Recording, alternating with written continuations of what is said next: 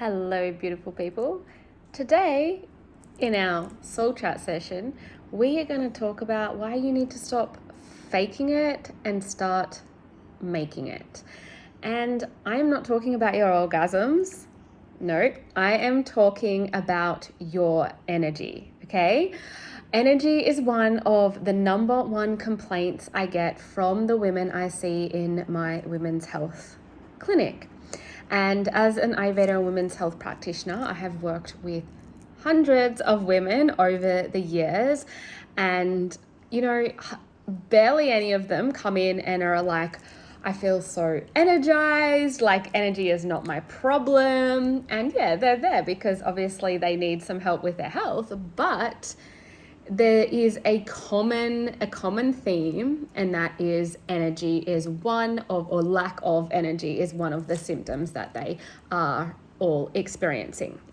Now, then we have to think, if we've got no energy, we need to boost our energy. How can we boost our energy? I don't know. Why don't we just scull a liter of caffeine at the start of the day? And then when that drops, why don't we go and get some more coffee at the shop when we're at work? And then we're going to really hit a slump in the evening, but we know if we have coffee, then we are going to not be able to sleep at all. But what is it? Like, get through the rest of the evening, get the kids to after school sports, and do all of the cooking, dinner, and all those lovely activities that we have to do as mothers, and just deal with a bit more restless sleep, because you know what, we're used to that, we're moms, we've been through that.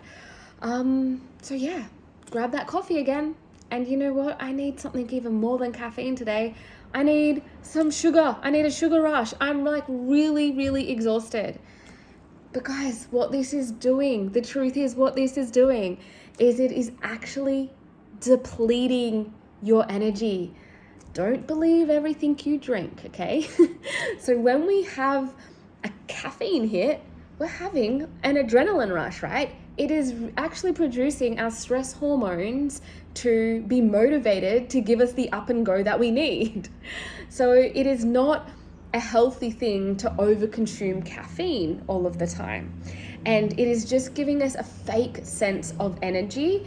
And we know it's fake because it completely dries us out and depletes us, and the energy is not sustained. So how do we sustain our energy? Well, first of all, we need to acquire our energy naturally within ourselves. And to do that, we need to optimize our health. We need to optimize our hormones, because our hormones are chemical messengers and processes that go on in the body and activate all of our cells. And that is how we make energy, through our hormones and through the communication pathways. And it is like such a key piece to feeling energized and having that, beautiful morning where you wake up in the morning, you're fresh, you're like, hey, yay, the sun's up, a new fresh day, feeling good. You go and you can get straight into your exercise or your breath work or whatever you like to do in the morning, and you're just feeling positive and on top of the world, because you have this innate sustained energy within you that you wake up with. You're not like, what day is it? Oh my God, I can't believe I'm going to get up again, slap the alarm off. Oh, this is awful. Oh my God, where is the coffee? I'm not talking to anyone until I have had my coffee. Like, no one speak to me. Coffee first, number one priority. See, like, you're already relying on an outside external source to feed you a little bit of energy. And it could even be a placebo effect. So if you love the routine, that's fantastic, because that's a really good thing that you have a beautiful routine.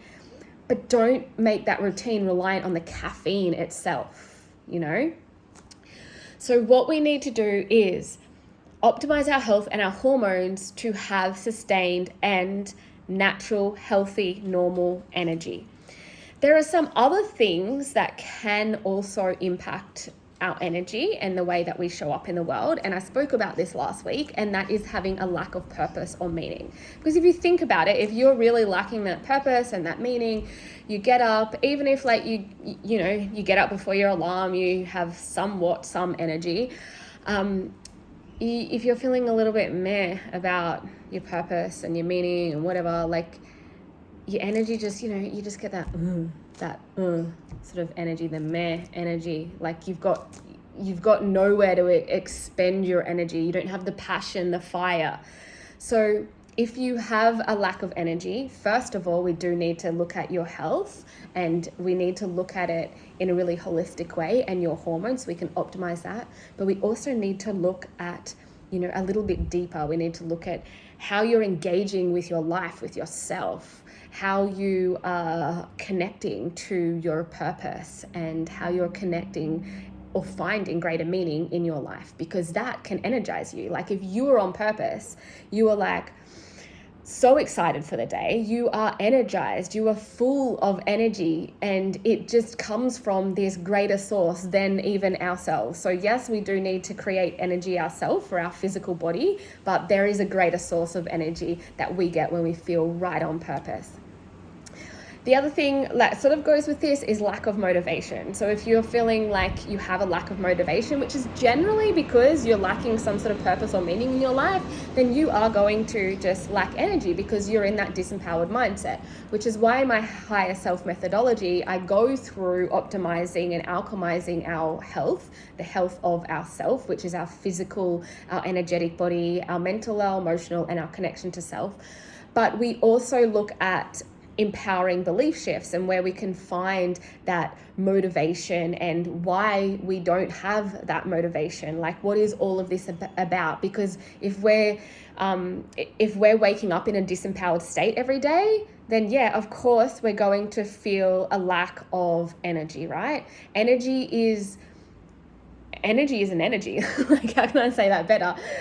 It is an energy is this an energy, a radiant energy. I'm finding it hard to articulate that, but what I really mean is that if you're waking up with a lack of that energy, you're also waking up, I guess, with a lack of that spark and that joy and that excitement for life, right? Because you're lacking energy, when energy is so vast. It is so much more than just an ability to do physical things. I think that's where I was going with this. It's not, we don't just mean energy so that we can work, or energy so that we can go and do the groceries and carry them up the stairs. Like, energy is more than just the physical ability to do things. It is like the energy for life, right?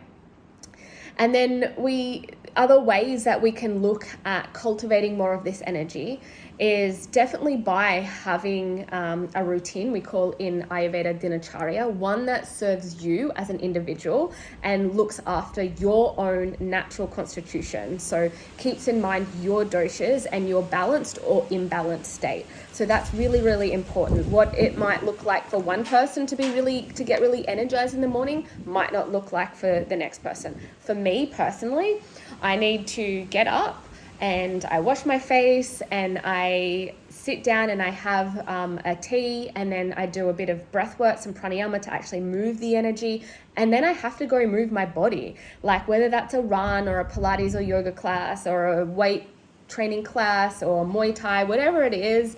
I need to move my body. Sometimes it's just walking, but that helps me move energy. It helps me receive energy. It helps me cultivate and make energy. The other thing that's really important for energy production is the food that we eat, right? The food that we eat literally goes in our mouth, we chew it, and then it goes into our stomach and then into our intestines. And from there, it gets absorbed into our bloodstream. All of the micronutrients, all of the vitamins and the minerals that we obtain from our food goes on to become particles within our blood that go to each organ and each cell in our body. They help to manufacture hormones. They help to create the pathways for the hormones to communicate with. So they are like helping that communication pathway. For instance, the thyroid can't function without iodine, which we can get in our food, selenium, things like that. We know if we're really depleted in iron, we are exhausted. We have no energy once again because we haven't been able to consume that through our diet. So our food source and having prana, which is life force energy in our food, meaning more natural food sources, is so important, so important. And that's why in my 90-day higher self, my 90-day hormone solution program, which I use my higher self methodology in, I also have a nutritionist that I work with who creates a personalized meal plan for my clients. Because when we're looking at the first pillar, which is health alchemy, so we're optimizing health in a really holistic and integrative way, we've got to look at the body, the nutrition, the lifestyle, all of those things that can create an imbalanced state in health and stopping ourselves from being in an optimal health position and stopping our hormones from really flourishing. So food is a really, really big thing. Sleep is obviously huge. Like, we need a really good sleep in the evening to then be able to wake up feeling refreshed and have energy throughout the day. But a lot of magic happens in that sleep period, okay? Like, our organs, they get the rest that they need to rejuvenate, but from a hormonal level, there is so much that is going on. Production of melatonin. Melatonin is a precursor for serotonin that gives us a lot of happy, good feelings when we wake up. There are so many things that go on. Our liver detoxification phases are going through processing, so we're being able to expel some of the pathogens or the armor, the toxins in the body, or some of the hormones that we may have in excess and flushing our system out, because we're allowing our body to rest and to do its natural innate work of being its own healer when we sleep. So sleeping is so, so important so that we can have a lot of energy throughout the day. And another huge thing I see with my clients who suffer from lack of energy is their breathing. Breath is life. Like, it is, we bring prana in through our food. Yes, there's prana in our food, but we bring a lot of our prana in every second through our breath, right? Prana is that life force energy. Literally, if we don't breathe, we don't live. Prana is what gives us our life. It's that life energy. But a lot of us are breathing up here really short and really shallow. And a lot of us are anxious a lot of the time, so we don't take full deep breaths, long breaths. We're not breathing properly. And this creates a deficit within our body, and it really has a lot of impact on our circulation, our pathology, our hormones, our organs. It just has so much impact that is only now being really spoken about. And it's funny, breathwork has become quite trendy lately. It's like the in thing to do. But as an Ayurvedic practitioner, we've been prescribing breath work for thousands and thousands of years, because it is the key to life, being able to breathe properly. And that is why I'm actually in the middle of creating a Vedic breathwork certification program. So watch this space. But I have gone off topic. So breathing is so important. And so, like I said, if we have a dinacharya, like a little daily routine, then adding 5 minutes of breath work in your day, oh my gosh, it can make such a huge difference to your energy. If you're feeling really tired and depleted, I challenge you to sit with yourself for a couple of minutes and just breathe, like in through the nose, out through the nose. Like, breathe, inhale for 4, 1, 2, 3, 4, slight pause, exhale for 6, 5, 4, 3, 2, 1. So if you can make your exhale a little bit longer than your inhale, you will feel a lot more vibrant and energized, because you've flooded the body with newfound prana, okay? And you've also been able to sit with yourself, give your nervous system a little bit of a rest, invite the breath in, and then you feel a lot more vibrant and a lot more fresh.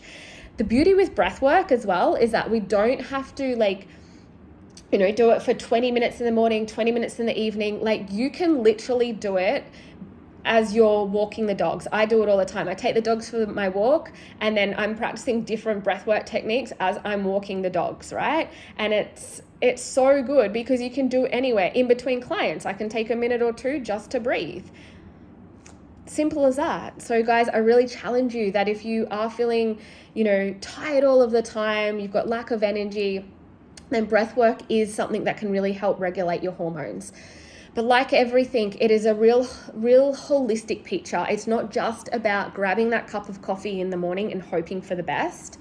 Okay, it's really about optimizing your health and your hormones through an integrative approach. So really looking at the physical and energetic bodies, looking at the emotional body, looking at our mental health, because we all know that can create that depletes so much of our energy if we're up in our head all the time. Like, how exhausting is it? So there's so many reasons for not feeling energized, and as I mentioned, lack of purpose, motivation, all of those things, and then not being in an empowered state. So just having these sort of disempowering beliefs. So when we can shift some of those beliefs, we shift a load, we feel energized, we step into our higher self, who we came here to be, right? So we just naturally shift that energy to a more energetic state. And then being able to, when you're able to cultivate all of these things, then you can create more impact in your life and the lives around you, because you radiate this beautiful energy now, this vibrant new energy. So if you guys need help with this, I would love to help you further and share how my higher self methodology will help you create more energy and optimize your health and your hormones. So please reach out, let's book in for a chat and we can go over that. I do run a 90-day hormone solution program which covers all of my pillars, and it's one-to-one, so we work personally together because everyone is individual, right? We do need to find the best outcome for our individual constitution to create that energy. So I hope you learned something from this, or at least it sparked a few thoughts in your mind to be where you can cultivate a little bit more energy in your life, and maybe why you're lacking energy. It's not just like a one thing. Sometimes it's an accumulation of things. And if you take away anything from it, go and breathe. Breathe today and breathe well. Breathe in that energy. Lots of love. Mwah.